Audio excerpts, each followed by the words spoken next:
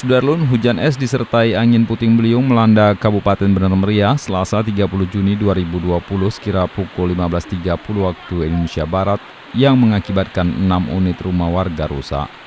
Menurut kesaksian Ratna, 25 tahun warga desa setempat, saat kejadian ia berada di dalam rumah bersama suami dan anaknya. Tiba-tiba angin kencang disertai hujan deras yang berbunyi butiran jatuh di atas seng. Kemudian ia melihat atap seng rumah tetangganya berterbangan, sehingga mereka tidak berani keluar dari rumah.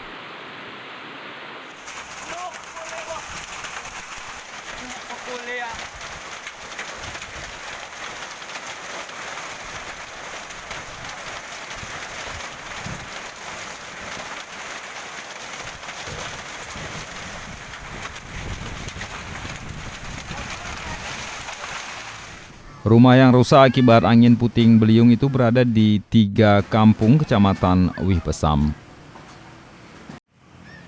Untuk kampung Jamur Ujung terdapat 2 unit rumah warga yang rusak. Selanjutnya di kampung Wih Pesam, rumah warga yang rusak berjumlah 1 unit. Sedangkan di kampung Bumi Telong jumlah rumah yang rusak sebanyak 3 unit.